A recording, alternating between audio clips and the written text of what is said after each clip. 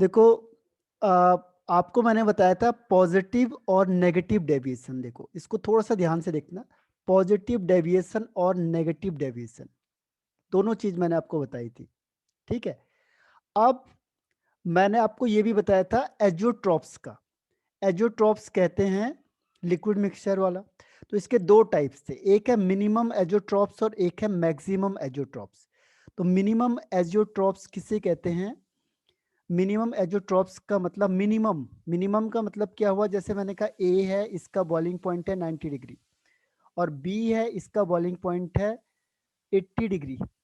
जब मैंने इन दोनों का एक सॉल्यूशन बना दिया, तो अब जो इसका बॉइलिंग पॉइंट होगा ये इन दोनों से कम होगा, यानी 70 डिग्री होगा।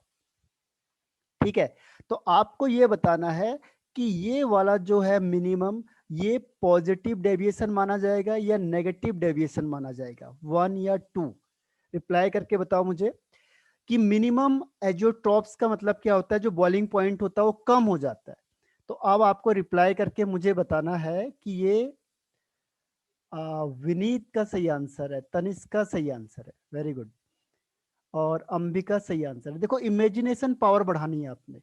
इमेजिनेशन पावर बढ़ाओगे तो आपकी कैपेसिटी अच्छी हो जाएगी। नहीं, बाकी मिस कर गए आप लोग। Imagination power is more important. जो इमेजिनेशन पावर को बढ़ाएगा, अब मैं आपको आंसर बताता हूं इसका। इसका आंसर है, देखो, खुद सोचो आप लोग। यहाँ पे बॉइलिंग पॉइंट ज्यादा था, यहाँ पे बॉइलिंग पॉइंट ज्यादा था, इसका मतलब क्या हुआ? इसके बीच में फोर्स ऑफ अट्रैक्शन ज्यादा था। ए के बीच में और बी के बीच में फोर्स ऑफ अट्रैक्शन ज्यादा है। किससे? ए बी से। तभी तो ये जल्दी बॉयल हो गया। यानी इसके बीच में फोर्स ऑफ अट्रैक्शन कम है। और जब फोर्स ऑफ अट्रैक्शन कम होगा, तो फोर्स ऑफ अट्रैक्शन कम होगा, इसका मतलब क्या हुआ? वो पॉजिटिव डेविएशन हो जाएगा। ठीक है। पॉजिटिव डेविएशन हो जाएगा क्योंकि ए बी के बीच में जो फोर्स ऑफ अट्रैक्शन है वो कम है, तभी तो जल्दी बॉयल हो गया। और यहाँ पे जो ए था, इसके बीच में फोर्स ऑफ अट्रैक्शन ज्यादा था। तो जितना फोर्स ऑफ अट्रैक्शन ज्यादा होगा उतना क्या होगा? बॉइलिंग पॉइंट भी ज्यादा हो जाएगा। जितना मजबूत होगी कोई चीज, जैसे मैंने कहा डायमंड, डायमंड आपको पता है बहुत ज्यादा स्ट्रांग होता है। तो डायमंड को अगर आपको इससे क्या करना है, मेल्ट करना है, तो 3500 डिग्री सेल्सियस आपको हीट देनी पड़ेगी, सोचो। तो जो जितना मजबूत होगा, उसको तोड़ने के लिए उतना ज्यादा बॉइलिंग पॉइंट हो जाएगा या मेल्टिंग पॉइंट हो जाएगा। ठीक है। तो अब हमें यहां से देखना है कि जो ये जल्दी बॉयल हो जा रहा है, यानी कि इसका जो फोर्स ऑफ अट्रैक्शन है ए और बी का, वो क्या है? कम है, लेस है। तो जब लेस कब होगा? जब पॉजिटिव डेविएशन हो जाएगा। तो ध्यान रखना, मिनिमम एजियोट्रॉप्स है जो वो किस में आएगा? पॉजिटिव डेविएशन में आएगा। ठीक है। अब ऐसी एग्जांपल है, देखो ए है, मैंने कहा ए का मेल्टिंग पॉइंट हो गया 70 डिग्री, और बी का मेल्ट सॉरी बॉइलिंग पॉइंट है, ए का 70 है और बी का है 90 डिग्री। ठीक है। जब मैंने इसको ए और बी बना दिया, यानी इन दोनों को मिला के एक सॉल्यूशन बना दिया, तो अब जो सॉल्यूशन है इसका बॉइलिंग पॉइंट हो गया 120 डिग्री। तो ये किस में आएगा? प्लस में आएगा या माइनस में आएगा? 1 2 रिप्लाई करके बताओ मुझे। अब ए और बी को मैंने मिक्सअप किया और ए भी सॉल्यूशन बना दिया। ठीक है। तो ये पॉजिटिव में होना चाहिए या नेगेटिव में होना चाहिए? हाँ, ऋषभ सही आंसर है, तनिष्का सही आंसर है, वेरी गुड। और इसके अलावा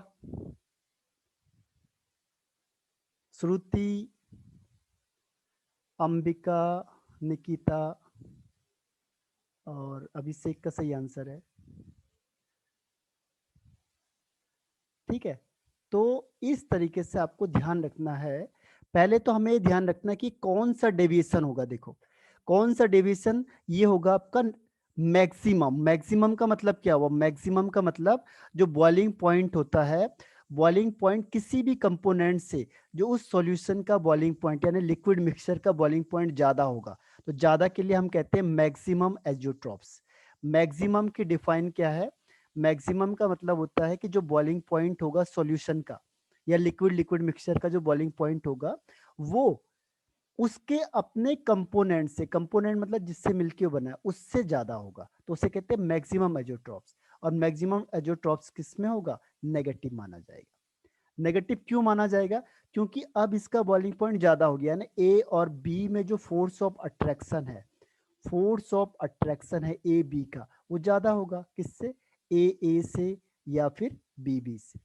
और जब ए या बी बी से ज्यादा होगा फोर्स ऑफ अट्रैक्शन, तो वो किस में होता है आपका? किसमें? नेगेटिव वाले में। तो ये नेगेटिव माना जाएगा। ठीक है, तो ये होता है आपका प्लस और माइनस का फिनिश। ठीक, कोई क्वेश्चन किसी को पूछना हो?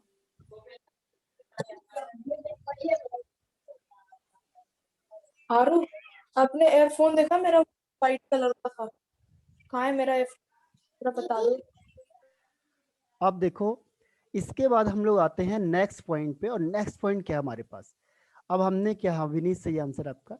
अब इसके बाद नेक्स्ट पॉइंट जो है हमारे पास वो है Raoult's law for volatile solute. देखो, sorry, non volatile solute, RAOULTS,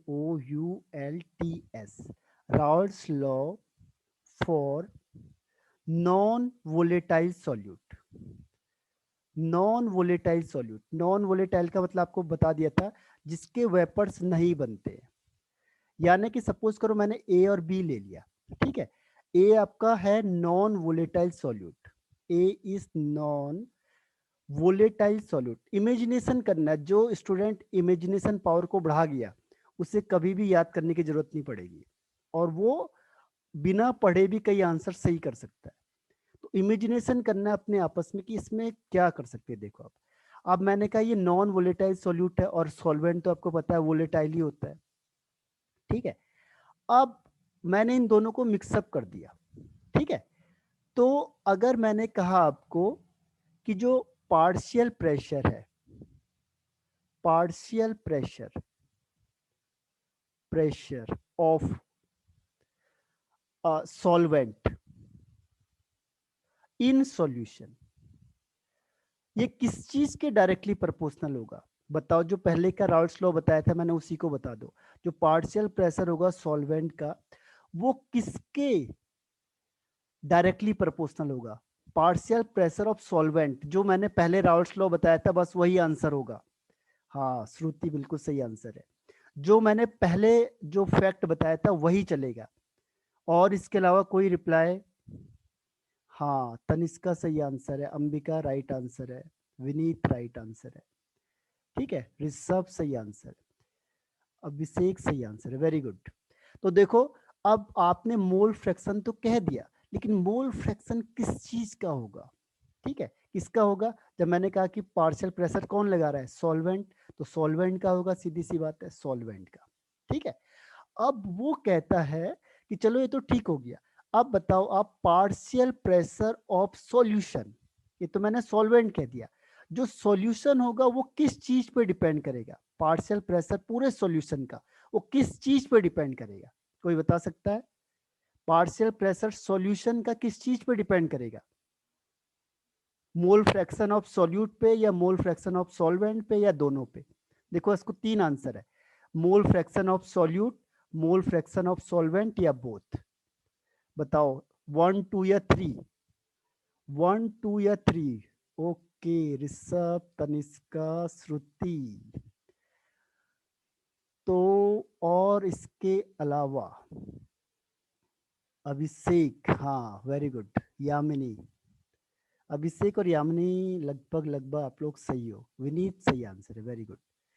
तो देखो क्या होता है कि जो जो सॉरी, ये ए सॉल्वेंट के लिए, यहाँ पे मिसिंग कर गया मैं, ए हर हमेशा सॉल्वेंट के लिए यूज होगा और बी होगा सॉल्यूट के लिए। ठीक है, तो जो यहाँ से आपने इसके रिस्पेक्ट में बिल्कुल सही कहा था आपने, सॉल्वेंट का, ठीक है, या 2 बिल्कुल सही है, लेकिन वो हर हमेशा मोल फ्रैक्शन ऑफ सॉल्वेंट के डायरेक्टली प्रोपोर्शनल होगा। ए, ध्यान रखना, ए कभी भी बुक में आएगा आपके पास या 1 आता है, वो सॉल्वेंट के लिए यूज होता है, और अगर 2 आता है या बी आता है तो ये हर हमेशा सॉल्यूट के लिए होगा, ये फिक्स है, ताकि आप कंफ्यूज ना हो। किसी भी बुक को आप उठा के देखोगे तो उसमें या तो 1 2 लिखा होगा या ए बी लिखा होगा, अगर 2 लिखा होगा तो सॉल्यूट समझ जाओ, और 1 लिखा होगा तो सॉल्वेंट का। ठीक है, तो जो पार्शियल प्रेशर होगा सॉल्यूशन का, वो हर हमेशा मोल फ्रैक्शन ऑफ सॉल्वेंट पे डिपेंड करेगा, ध्यान रखना।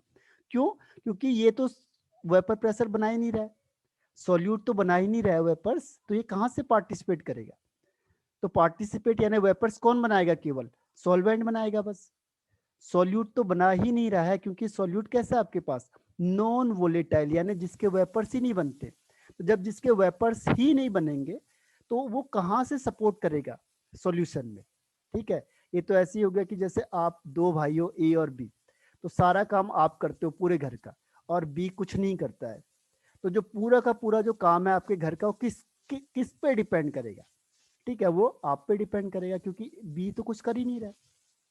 तो मैंने कहा पूरे घर का काम या पूरे घर की रिस्पॉन्सिबिलिटी किसके ऊपर है? तो आपके ऊपर है। क्यों? क्योंकि बी क्या इनर्ट है, बी तो कुछ काम कर ही नहीं रहा है। ठीक है, तो ऐसे यहाँ पे है। तो ये समझ में आ गया होगा मेरे ख्याल से। ठीक है, तो यहाँ पे ध्यान रखना, जब मैंने कहा Raoul's law for non volatile solute, इसमें थोड़ा सा क्या है, नॉन वोलेटाइल सॉल्यूट में डेरिवेशन है हल्का सा।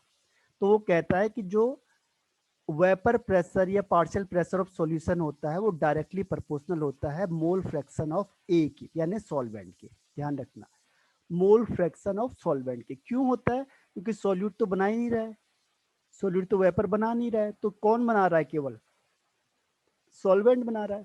ठीक है, अगर हम प्रोपोर्शनल साइन को हटाते हैं तो एक कांस्टेंट आता है, और यहाँ पे है पी नॉट। पी नॉट क्या है? पी नॉट है आपका vapour pressure of solvent in pure state, क्योंकि जो सॉल्वेंट प्योर स्टेट में होगा तो अलग प्रेशर लगाएगा, और जब वो सॉल्यूशन के साथ होगा तो अलग प्रेशर लगाएगा। ऐसे ही है जैसे आप लोग ग्रुप में पढ़ाई करते हो, तो जब आप ग्रुप में 10 लोग पढ़ाई कर रहे हो तो बातें भी होंगी, कई चीजें होंगी, तो वहां पे पढ़ाई अलग होगी, और जब आप अलग सिंगल पढ़ाई करोगे तो वहां पे पढ़ाई अलग होगी आपका।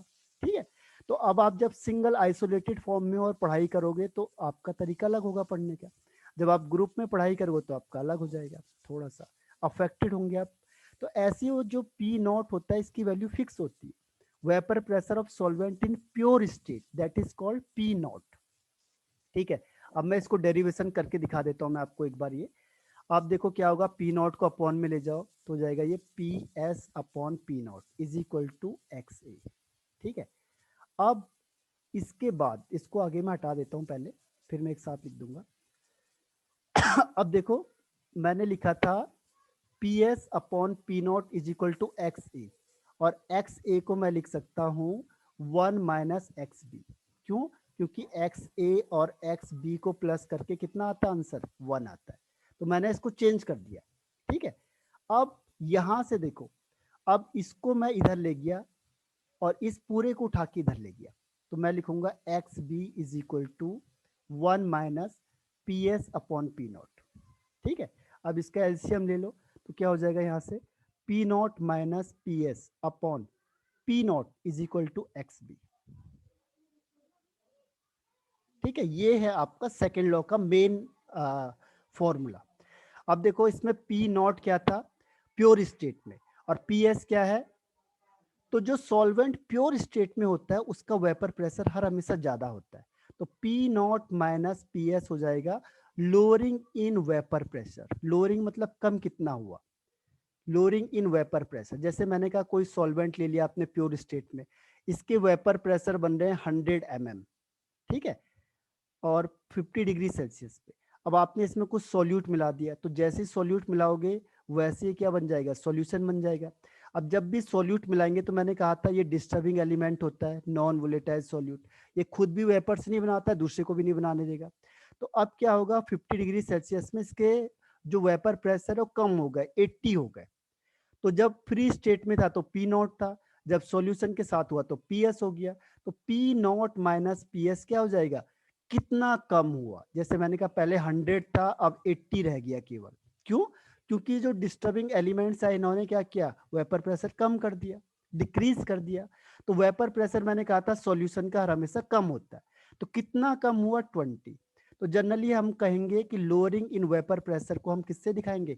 P not minus P S से। और P not minus P S upon P not को हम कहते हैं relative lowering in vapour pressure. Relative lowering in vapour pressure, यानी कि कितना, किसके रिलेटिव में, जैसे आप लोग रिलेटिव डेंसिटी निकालते हो, तो ऐसी रिलेटिव यानी इसके रिस्पेक्ट में। तो relative lowering in vapour pressure को हम शो करेंगे P not minus P S upon P not से। ध्यान रखना, कई बार डायरेक्ट क्वेश्चन पूछता है कि relative lowering in vapour pressure बताओ, तो relative lowering in vapour pressure हो जाएगा P not minus P S upon P not. P not क्या है? Vapour pressure of solvent in pure state में, और पी एस क्या है? Vapour pressure of solution. ठीक है, तो सॉल्यूशन का हर हमेशा वेपर प्रेशर कम होगा सॉल्वेंट से, प्योर सॉल्वेंट से। तो ये समझ में आया आपको? यस नो रिप्लाई करना मुझे यहां तक, फिर मैं आपको स्टेटमेंट बताता हूं जो आपको याद करनी है राउल्स लॉ की, अगर आपको यहां तक समझ में आ गया तो। Yes sir. Okay, very good. तो हम आगे बढ़ जाते हैं। अब हम देखो इसको स्टेटमेंट बनाओ। अब मैं इसको स्टेटमेंट बना दूंगा। जो चीज आप पढ़ रहे हो उसको अपनी लैंग्वेज में चेंज कर दो, रटने की जरूरत नहीं पड़ेगी आपको। देखो, अब मैंने कहा आपको कि P not minus P S upon P not को हम कहते हैं रिलेटिव लोअरिंग। तो मैं इसका स्टेटमेंट बनाऊंगा। देखो, मैं कहूंगा रिलेटिव लोअरिंग। अब इसकी डिफाइन बना दो। देखो, अगर वो कहता है तो relative lowering in vapour pressure of solution, solution. अब ये इक्वल है तो is equal to, is equal to किसके? मोल फ्रैक्शन ऑफ बी, मतलब सॉल्यूट के। देखो, relative lowering in vapour pressure of solution is equal to mole fraction of, mole fraction, और mole fraction किसका? बी होता है सॉल्यूट का। तो मोल फ्रैक्शन ऑफ नॉन वोलेटाइल, क्योंकि यहाँ पे हम किसकी बात कर रहे हैं? नॉन वोलेटाइल की। तो नॉन वोलेटाइल सॉल्यूट। बस ये आपका क्या हो गया? Raoult's law for non volatile solute का। नॉन वोलेटाइल सॉल्यूट की डिफाइन हो गई है कि relative lowering in vapour pressure of solution is equal to mole fraction of non volatile solute is called Raoult's law. ठीक है, फॉर नॉन वोलेटाइल सॉल्यूट। और एक ये फॉर्मूला आ गया आपके पास, P not minus P S upon P not is equal to X B. ठीक है, तो ये आपको याद रखना। अब यहां से क्लियर हुआ ये? तो आगे बढ़ जाता हूं मैं। ठीक है, और कोई रिप्लाई? एनीवन? यस, तनिष्का, अभिषेक और अंबिका, वेरी गुड। तो एक बार देखो फिर से मैं आपको इसको डिफाइन को बताता हूँ। Vineet, very good. देखो फिर से मैं आपको एक बार क्या करता हूँ, इससे इसके आपको डिफाइन फिर से बताता हूँ। देखो, पी नॉट मैंने कहा था कि जो प्योर सॉल्वेंट होता है उसका प्रेशर हर हमेशा ज्यादा होगा किससे? सॉल्यूशन से, और डिवाइडेड बाय पी नॉट। तो इसको जो ओवरऑल हम कहते हैं, इस ओवरऑल को हम कहते हैं relative lowering. Relative lowering in vapour pressure. Relative मतलब कितने, किसके रिस्पेक्ट में कम हो रहा है? तो इसके रिस्पेक्ट में कम हो रहा है। तो relative lowering in vapour pressure of solution, ठीक है, इज इक्वल टू, किसके इक्वल है ये? तो इज इक्वल टू, जो हम देख रहे हैं उसी को लिखना है हमने बस। किसके इक्वल होता है? Mole fraction of non volatile solute is equal to mole fraction of, mole fraction of non volatile solute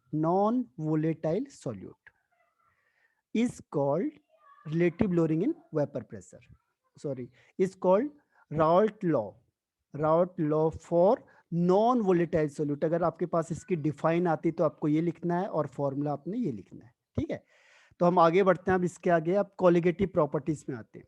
जो सबसे इंपॉर्टेंट है, 4 हेडिंग उसकी है कोलिगेटिव प्रॉपर्टी की, और 2 हेडिंग एक्स्ट्रा है, तो 6 हेडिंग बची है हमारे पास। ठीक है, और पहली हेडिंग इसी के बेस पे जो मैंने अभी बताया आपको। ठीक है, ऋषभ आया कि नहीं आया समझ में? रिप्लाई करना यस नो। Yes no.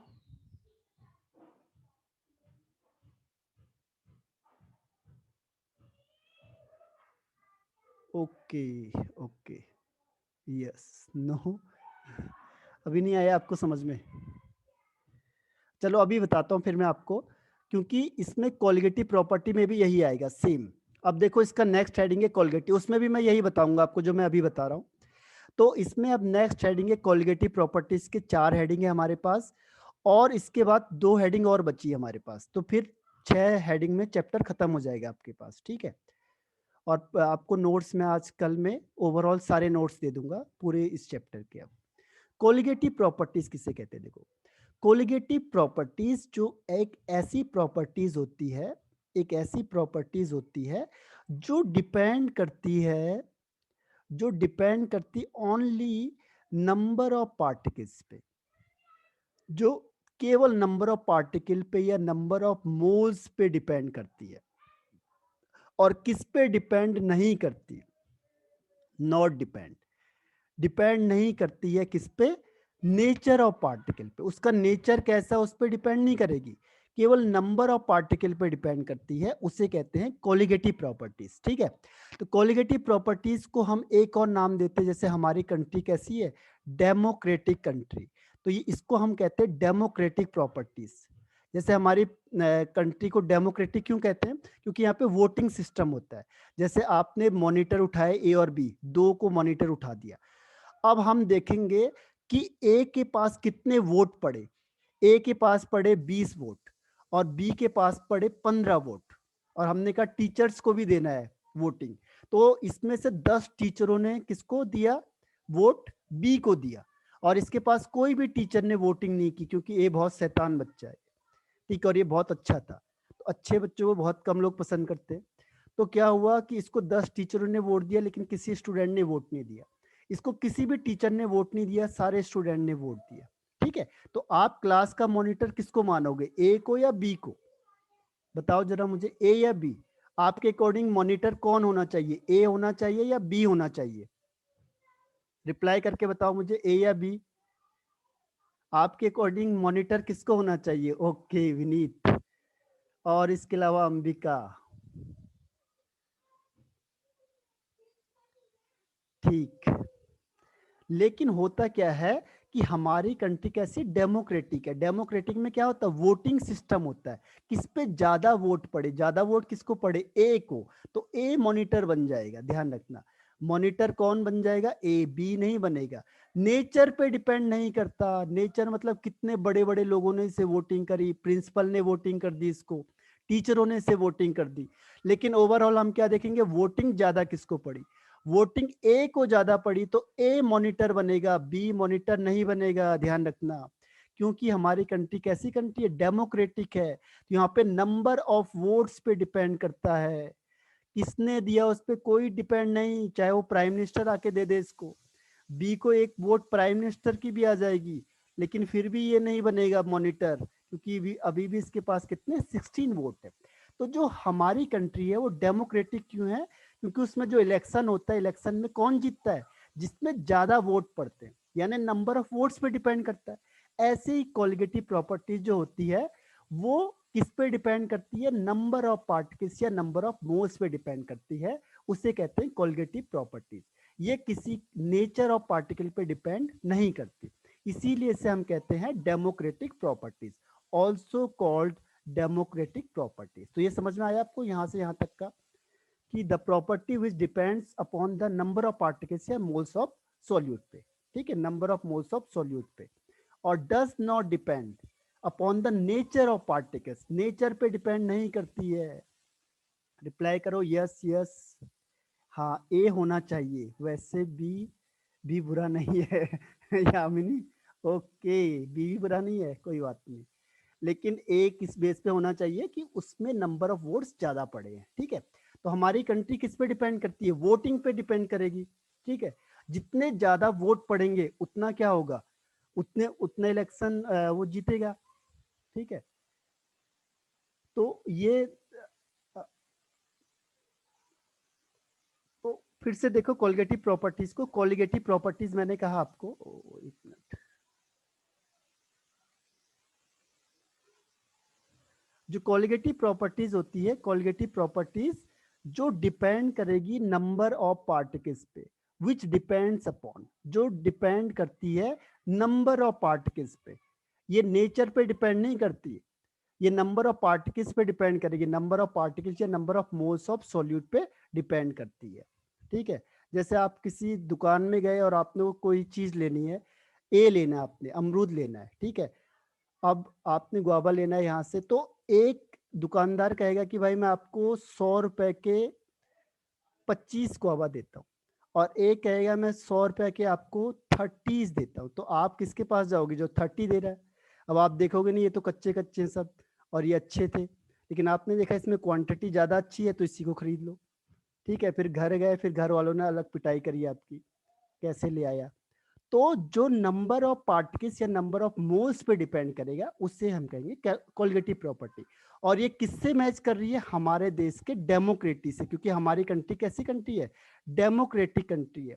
तो इसीलिए इस प्रॉपर्टीज को नाम दे दिया गया डेमोक्रेटिक प्रॉपर्टीज। क्यों? क्योंकि वहां पे भी क्या होता है, नंबर ऑफ वोट्स देखे जाते हैं, उसमें ये नहीं देखा जाता कितने लोगों ने दिया, कितने बढ़िया लोगों ने या बेकार ने दिया, उसकी कोई वैल्यू नहीं है। ठीक है, अब इसमें दो कंडीशन आती है इसकी, इसकी दो कंडीशन होती है जहां पे हम कोलिगेटिव प्रॉपर्टी को लगाएंगे। There are two condition. पहली कंडीशन है कि it is only for dilute solution, dilute solution के लिए एप्लीकेबल होता है। दूसरा, इसमें जो सॉल्यूट होना चाहिए वो होना चाहिए नॉन आयनिक, यानी जिसमें जो आयंस में नहीं टूटना चाहिए, या नॉन इलेक्ट्रोलाइटिक होना चाहिए, यानी जो टूटना नहीं चाहिए। जैसे NaCl है, NaCl आयंस में टूट जाएगा, Na प्लस में और Cl माइनस में, तो ये नहीं होना चाहिए, ये होगा तो यहाँ पे काम नहीं करेगा। जैसे मैंने कहा आपको Na2CO3, तो ये नहीं होना चाहिए क्योंकि ये आयंस में टूट जाएगा। तो आप कहोगे कौन से होने चाहिए? जैसे ग्लूकोज C6H12O6, ये टूटेगा नहीं। ग्लूकोज हो गया आपका, फ्रक्टोज हो गया आपका, केन शुगर भी कहते हैं, C12H22O11, यानी जितने भी ऑर्गेनिक कंपाउंड होंगे, ऑर्गेनिक कंपाउंड जनरली टूटते नहीं है। तो जो भी ऑर्गेनिक कंपाउंड हम लेते हैं, यानी जो आयनिक नहीं होंगे, कोवेलेंट वाले होंगे। अब आपने कोवेलेंट वाले पढ़े हुए हैं, तो जो भी कोवेलेंट कंपाउंड होंगे वो वाले सॉल्यूट हमने लेने हैं, आयनिक वाले नहीं लेने हैं किसी भी हालत में। ठीक है, तो इसको ध्यान रखना आपने कि इसकी दो ही कंडीशन है। डाइल्यूट सॉल्यूशन का मतलब क्या होता है? डाइल्यूट सॉल्यूशन का मतलब होता है कि जिसमें वाटर की क्वांटिटी ज्यादा होती है और जो सॉल्यूट होता है वो कम होता है, लेस होता है, तो उसे कहते हैं डाइल्यूट सॉल्यूशन। तो इसके लिए दो कंडीशन है, there are two condition for colligative properties. First is the solution should be diluted and second is the solute must be non ionic और नॉन इलेक्ट्रोलाइटिक। ठीक है, जो आयंस में नहीं टूटना चाहिए। तो ये याद हुआ आपको, दो कंडीशन होनी चाहिए इसके लिए। पहली कंडीशन है कि जो सॉल्यूट होता है वो नॉन आयनिक या नॉन इलेक्ट्रोलाइटिक, यानी कि आयंस में नहीं टूटना चाहिए। तो ये आपको देखना है, जो कोवेलेंट कंपाउंड वाले होंगे वही इसमें काम आएंगे। और सेकंड है, इसमें जो सॉल्यूशन होना चाहिए वो डाइल्यूटेड सॉल्यूशन होना चाहिए। तो क्लियर हुआ तो यस बोलो, नहीं हुआ तो नो लिख दो। Y और N, yes okay. Tanishka, Vineet, Ambika, Abhishek, Yamini, okay, very good.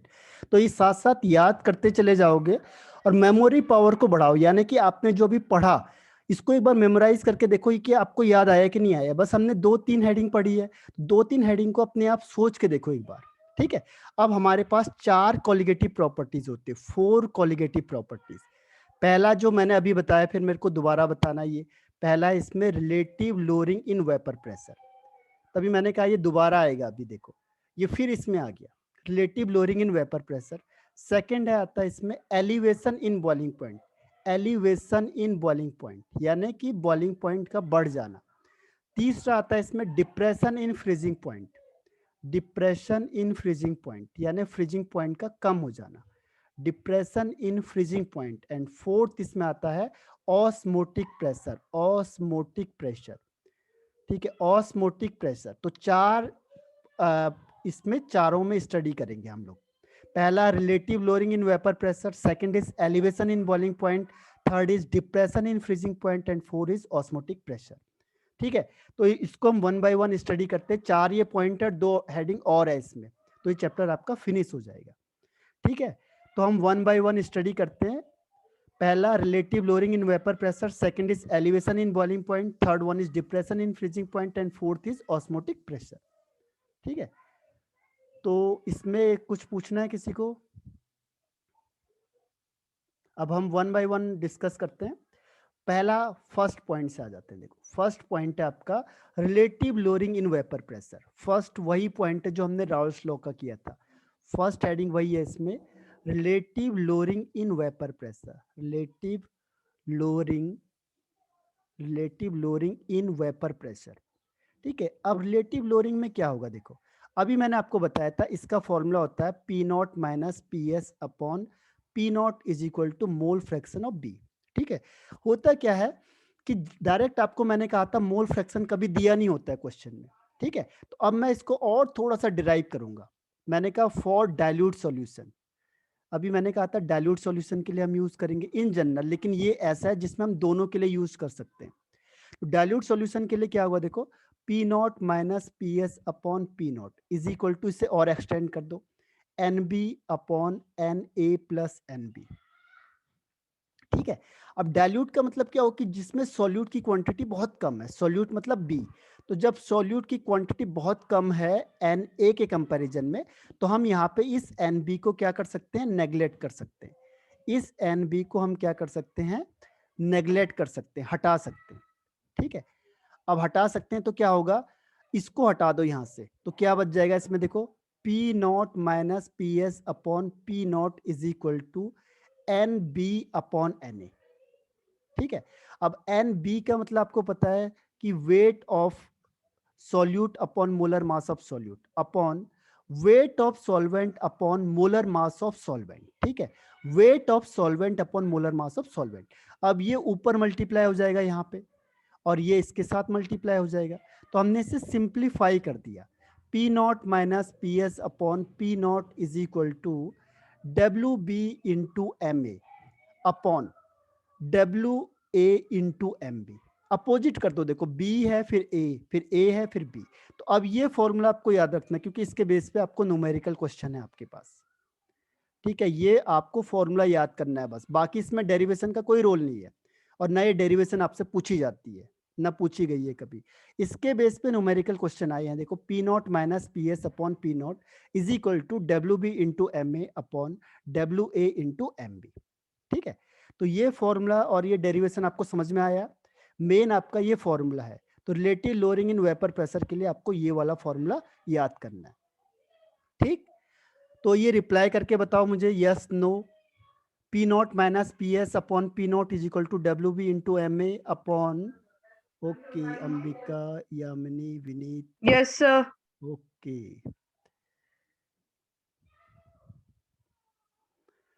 Okay, तो ऋषभ मैं आपको डायरेक्ट बता दूंगा।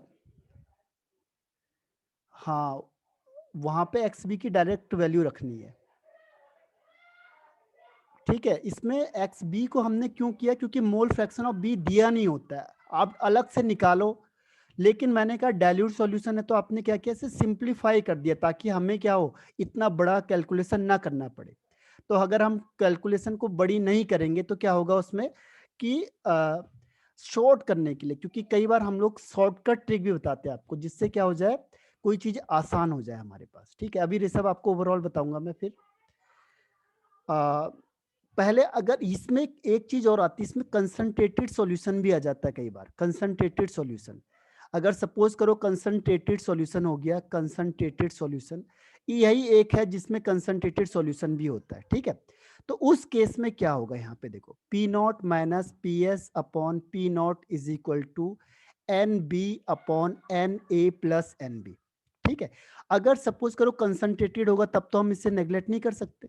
ठीक है, तो इसमें छोटी सी डेरिवेशन है, रेसिप्रोकल। मैंने कहा है वैसे डेरिवेशन कभी पूछी नहीं जाती, लेकिन आपको नॉलेज के लिए बता देता हूँ, क्योंकि आपको पढ़ाया तो जाएगा ये।